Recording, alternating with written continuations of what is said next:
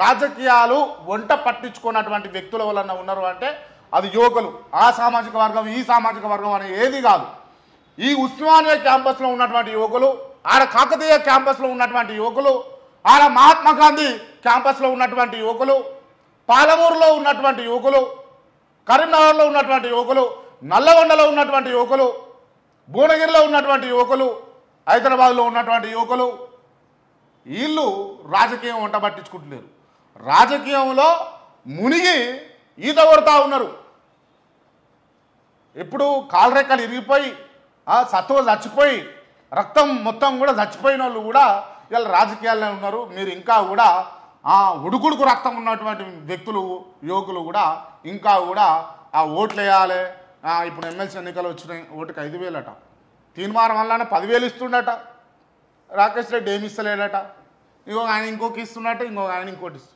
ఇదేనా ఇక ఈ డబ్బుల గురించేనా ఇక 5,000 10,000ఏనా?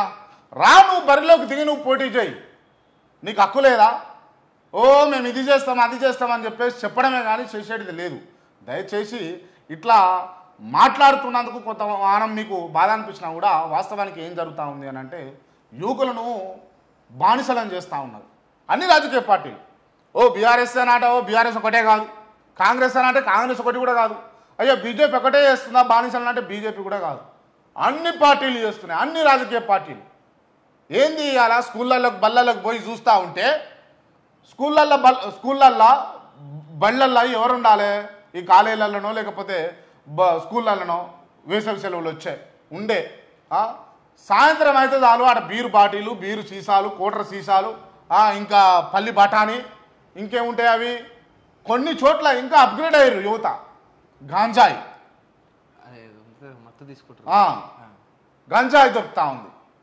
వీట్లకు అసలు వాస్తవానికి ఎట్లొస్తున్నాయి? గంజాయి కొట్టుడు పెద్ద నేరం కదా. ఇట్లా స్కూళ్ళల్లో బళ్ళల్లో ఈ బళ్ళల్లో కాలేజీలల్లో బల్లిసి పెట్టిన పోయాక ఆడ పోయి తాగుడు నేరం కదా. ఎస్, బట్ ఎందుకు జరుగుతూ ఉంది అని అంటే కావాలని వదిలిపెడతా ఉన్నారు. అంటే బలిచ్చే ముంగట ఒక దుర్గమ్మకో లేకపోతే ఇంకో దేవతకో మాతమ్మకో మషమ్మకో ఎవరికో ఓ దున్నపోతును కనుక వదిలిపెడతారు చూసినా, అట్లా కొన్ని వేల మంది కొన్ని లక్షల మంది దున్నపోతును వదిలిపెట్టినాము అని చెప్పేసి ఈ రాజకీయ నాయకులు ఫీల్ అవుతూ ఉన్నారు. ఎట్లా అంటే బానిసలను చేసి మత్తుకు బానిసం చేసిర్రు, మద్యానికి బానిసం చేసిర్రు, ధూమపానానికి బానిసలను చేసిర్రు. ఇట్లా బానిసలను చేసి మీకు ఆలోచన జ్ఞానం పెరగకుండా, విచక్షణ జ్ఞానం ఉండకుండా, రాజకీయ కోణంలో ఆలోచన చేయకుండా మీ అవసరాలను ఎప్పటికప్పుడు ఏమవుతుంది? మందు బాగా తాగిండు, అవి పాన్ పరాకులు తిన్నాడు, ఆరోగ్యం ఖరాబ్ అయ్యి. నీకు ఆరోగ్యం బాగా చేసుకోవాలని ఉంటుందా, రాజకీయం చేయాలని ఉంటుందా? ఆరోగ్యమైన పడతాం మనం. నాయనో లేకపోతే అమ్మో వాళ్ళు కూలి పని పోతారు వస్తారు, వాళ్ళకి ఆ ఆలోచన లేదు. వాళ్ళకి ఆలోచన లేకనే నువ్వు చదువుకో బిడ్డాన్ని బడికి పంపించారు, చదువుకున్నావు, నువ్వు అంతో ఇంత విజ్ఞానం వచ్చింది, నీకు విజ్ఞానం ఉన్నది. ఓ డిగ్రీ చదివిన తర్వాత ఏమనిపిస్తుంది? నీకు జాబ్ కొట్టాలనిపిస్తుంది. ఇప్పుడున్న పరిస్థితుల్లో రాజకీయం చేస్తే బాగుండు అన్న ఆలోచన నీకు వచ్చిందంటే చాలు, నీకు ఇట్లా సూది గుచ్చుతూనే ఉంటారు వెనక నుంచి. ఇది నడుస్తూ ఉంది. ఫస్ట్ చైతన్యంగా అండి, చేతులు ఎత్తి మొక్కి చెప్తా ఉన్నాం, యువకులారా రాజకీయాల్లోకి రండి. ఇక అసెంబ్లీ ఎన్నికల ముంగట చెప్పిన రండి, 10,000 మంది నామినేషన్లు వేయండి నియోజకవర్గానికి అని చెప్పేసి ఏలే ఆడవాళ్ళు వేసిర్రు, వాళ్ళకి అంత ప్రాధాన్యత ఇవ్వలే. అది పక్కన పెడితే ఈ పార్లమెంట్ ఎన్నికల కన్నా వేయర్రి అని అన్నా, సరే ఏలే, మళ్ళీ ఆడవాళ్ళు వేసిర్రు, వాళ్ళకి అంతగానం ప్రాధాన్యత లేదు. తొక్కుతారు కదా, రాజకీయం అంటే తొక్కుడేనా, అది తెలిసిందేనా. ఊర్లో ఒక 300 మంది 400 మంది 500 మంది ఓటర్లు ఉన్నటువంటి ఊర్లోనే ఈడో పార్టీ ఆడో పార్టీ అదో పార్టీ ఇదో పార్టీ 10 పార్టీలు ఊళ్ళోనే ఉంటాయి. ఊళ్ళోనే రకరకాల రాజకీయాలు నడుస్తాయి. అటువంటిది ఈ తెలంగాణ రాష్ట్రంలో 4.5 కోట్ల ప్రజలల్లో ఎంత పెద్ద రాజకీయం నడవాలి కదా. సో దయచేసి ఆలోచించండి. యువకులు వచ్చినప్పుడు కొంతమంది ధైర్యం చేసి వచ్చినప్పుడు వాళ్ళకు ప్రోత్సాహాన్ని ఇవ్వండి. మీ మిత్రులే. వాస్తవానికి ఏమైందనంటే మనకున్న దరిద్రం ఏంటంటే ఒక పీత ఇంకో పీతను పైకెక్కనియదు, గుంజుతుంది అన్నట్టుగా. ఇప్పుడు మన వ్యవస్థలో కూడా ఒకటి నిలబడ్డాడు అనుకో, వీడా వీడా గిదే జోకులే ముంగటనే చూసుకుంటే నవ్వుతారు. ఇక ఏమవుతుంది ఇక అట్లా అయితే? ఆశ చచ్చిపోతుంది, కోరిక చచ్చిపోతుంది. గెలవాలే పోరాడాలి అన్న కోరిక ఆశ అన్నీ చచ్చిపోయి అట్లా మిమ్మల్ని ఏంటంటే ఒక ఏమంటారు దాన్ని, ఒక ఊబిలో నూకేస్తూ ఉన్నారు. దయచేసి గమనించాలి. రైట్, ఈ అంశాలన్నీ ఎందుకు చెప్తా ఉన్నానంటే, మా తోటి జర్నలిస్టు గతంలో, ఇప్పుడు కాదు, తను చాలా ముచ్చట్లు చెప్పిండు. వాస్తవానికి ఇప్పుడు మీకు thumbnail-లో కనిపించినటువంటి అంశాలు ఎవరెవరో ఉన్నారు అని అంటే, ఈ ఎమ్మెల్సీ అభ్యర్థులు.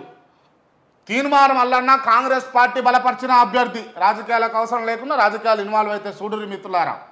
బీఆర్ఎస్ పార్టీ బలపరిచిన అభ్యర్థి రాకేష్ రెడ్డి, బీజేపీ బలపరిచిన అభ్యర్థి ప్రేమేందర్, అదేవిధంగా ఈ ఇండిపెండెంట్గా పోటీ చేస్తున్నటువంటి వ్యక్తి బక్క జాడ్సన్, ఇంకొక ఆయన రాఘవేంద్ర, ఐతగోని రాఘవేంద్ర. వీళ్ళు పోటీ చేస్తూ ఉన్నారు. ఇంకొకరు కూడా పోటీ చేస్తూ ఉన్నారు. అశోక్ సార్ అది ఫోటో ఏనట్టున్నాం కానీ అశోక్ సార్ కూడా పోటీ చేస్తారు. ఈ అశోక్ సార్ మీద ఉన్నటువంటి ఒక పెద్ద అభాండమా లేకపోతే వాస్తవమా ఇంకోట ఏం అర్థమైతలేదు. కానీ అశోక్ సార్ నుంచో మొదలు పెడదాం, ఎందుకంటే పోటీ వేయలేం కదా. ఏమైంది అశోక్ సార్ ఎందుకు వేయలేదు అంటే, అశోక్ సార్ అనేట ఆయనట కాంగ్రెస్ పార్టీ వాళ్ళు కావాలనే తీన్మార్ మల్లన్నకు పడుతున్న ఓట్లు శీలనీకి. తీన్మార్ మల్లన్న అంటే కాంగ్రెస్ పార్టీకి కూడా అర్థమైంది వాస్తవానికి, ఇది ఎట్లా వచ్చిందో ఏమో కానీ. అశోక్ సారు సరే ఓ ఇన్స్టిట్యూట్లు పెట్టిండు, కథ వ్యవహారం ఫాలోయింగ్ ఉన్నది, యువకులు కూడా అట్రాక్ట్ అయినారు, కొంతమంది జ్ఞానాన్ని ఇస్తున్నాడు. సరే ఆయనను ఆసరగా చేసుకున్నాడు. ఈ కాంగ్రెస్ వాళ్ళకి కూడా ఎరికేనట ఏంది, తీన్మార్ మల్లన్నను నిలబెట్టుకుంటే వ్యతిరేకత ఉంటుంది, ఈ వ్యతిరేకత ఉంటుంది, వ్యతిరేకతను చీల్చాలంటే అశోక్ లాంటి వాళ్ళు కావాలి అని కాంగ్రెస్ పార్టీ వాళ్ళు అనుకున్నారు అని బయట మరి గుసగుసలు వినిపిస్తున్నాయి. అసలు నీకు వ్యతిరేకత ఉన్నాక నువ్వు క్యాండిడేట్వే కాదు కదా. అంతే, నీ పైన సరే ఇది వాస్తవం అవాస్తవం పక్కన పెడదాం, దీని మీద మనం పెద్ద చర్చించొద్దు. ఎందుకంటే ఎవరి వ్యక్తిగతం వాళ్ళది, ఎవరి రాజకీయ చతురత వాళ్ళది.